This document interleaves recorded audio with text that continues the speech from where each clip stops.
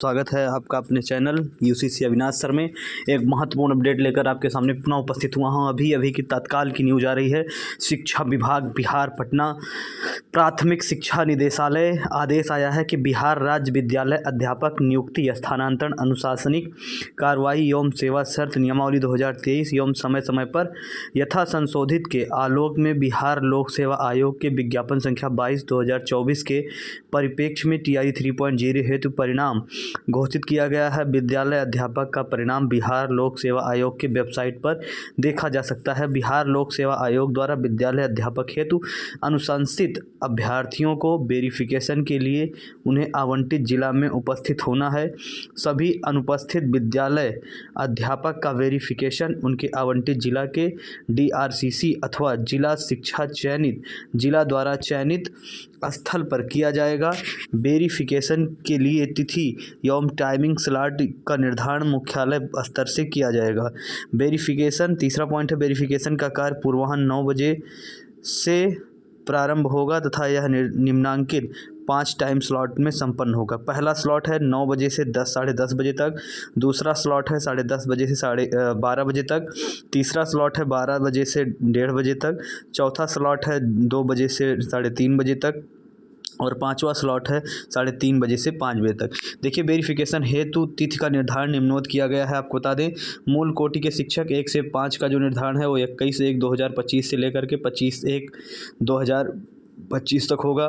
फिर स्नातक कोटि के विषय के जो शिक्षक होंगे 6 से 8, इनका 27/1/2025 से 29/1/2025 तक होगा। माध्यमिक शिक्षक कक्षा 6 से 10 तक जो कक्षा जो होंगे 9-10 से जो होंगे, मतलब कक्षा 9 से 10 तक वाले जो इसमें शिक्षक होंगे उनका 30/1/2025 से 1/2/2025 तक होगा। और उच्च माध्यमिक शिक्षक 4/2/2025 से 5/2/2025 तक होगा, जो 11-12 वाले। अब आपको बता दें, TRE 3.0 का ये जो पूरी प्रक्रिया अभी सामने निकल कर आ रही है, ये मान के चलिए TRE 4.0 में देरी होगी, 100% देरी होगी। और दूसरी न्यूज़ आपको बता दें, एस्टेट आपको देखने को मिलेगा, 100% एस्टेट आपको देखने को मिलेगा। ये बात आप लिख कर ले लीजिए। आप एस्टेट पाएंगे, बीटेट पाएंगे, ये सारी चीज़ें आप पाएंगे। और ये अभी की जस्ट अपडेट निकल कर आ रही है, तो काउंसलिंग में बदलाव किया गया है। एक दूसरी न्यूज़ देख लेते हैं। आपको बता दें, दूसरी न्यूज़ देख लेते हैं कि कहा गया है कि DSSB PGT वैकेंसी 2024 विस्तृत जानकारी। शैक्षिक योग्यता सामान्य विषयों के लिए संबंधित विषय में 50% अंकों के साथ मास्टर डिग्री प्लस BEd आपके पास होना चाहिए। इसमें बायोलॉजी के पद निकल कर आ रहे हैं, बॉटनी के हैं, जूलॉजी के हैं, जिसमें BEd अनिवार्य है। आयु सीमा इसके सामान्य वर्ग के लिए 30, देखिए आयु सीमा सामान्य वर्ग के लिए 30 मांगी गई है। और SC ST के लिए 35 वर्ष मांगी है, OBC के लिए 33 वर्ष है।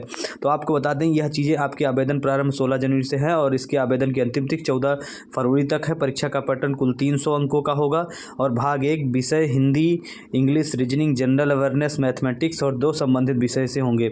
और इसमें आपको बता दें, निगेटिव मार्किंग लागू है। न्यूनतम क्वालिफिकेशन अंक मैंने आपको बता ही दिया है। सामान्य वर्ग के लिए 40% होना चाहिए, OBC के लिए 35%, SC ST के लिए 30% होना चाहिए। विशेष ध्यान दें, सभी योग्यताएं 14 फरवरी 2025 तक पूर्ण होनी चाहिए। परीक्षा परिणाम अंतिम तिथि तक प्राप्त होना आवश्यक है। सफलता की शुभकामनाएं। मतलब ये सारी चीज़ें निकल कर सामने आ रही हैं, बहुत सारी चीज़ें। देखिए, आपको सबसे बड़ी न्यूज़ वही थी जो हमने आपको बताई कि आपकी जो TRE 3.0 है, इसकी अब चीज़ें बढ़ा दी गई हैं। अगर ये चीज़ें बढ़ गई हैं तो आप ये मान के चलिए कि अब आपको एस्टेट देखने को 100% मिलेगा। लगातार आप ट्वीट कैंपेन करते रहें और आपका हक भी है, आपको मिलना भी चाहिए। देखिए, ये चीज़ें पहले ही बता दिए थे रजनीश कुमार जी ने, और ये चीज़ें निकल कर सामने आया था कि ऐसी चीज़ें हो सकती हैं, काउंसलिंग में देरी हो सकती है। और अगर अब काउंसलिंग में देरी हुई तो ये मान के चलिए TRE 4.0 आपको ये मान के चलिए मध्य मार्च तक या फिर लास्ट मार्च तक ही देखने को मिलेगा। तो ये मान के चलिए कि आपको एस्टेट देखने को मिलेगा। Thank you so much. आप लगातार कमेंट करते रहें और किन किन बच्चों को एस्टेट चाहिए उनके लिए आवाज़ उठाया जाएगा, उनके लिए सारी चीज़ की जाएंगी। फिलहाल मैं आवाज़ उठा रहा हूँ एस्टेट के लिए, बीटेट के लिए, लेकिन आप कमेंट जरूर करें कि एस्टेट और बीटेट होना ही चाहिए। सभी लोग का हक है, जो 22-24 बैच के हैं, चाहे वो BEd है, BTC हैं, सबका हक है। और एस्टेट और बीटेट होना ही चाहिए। Thank you so much. बने रहे हमारे चैनल पर।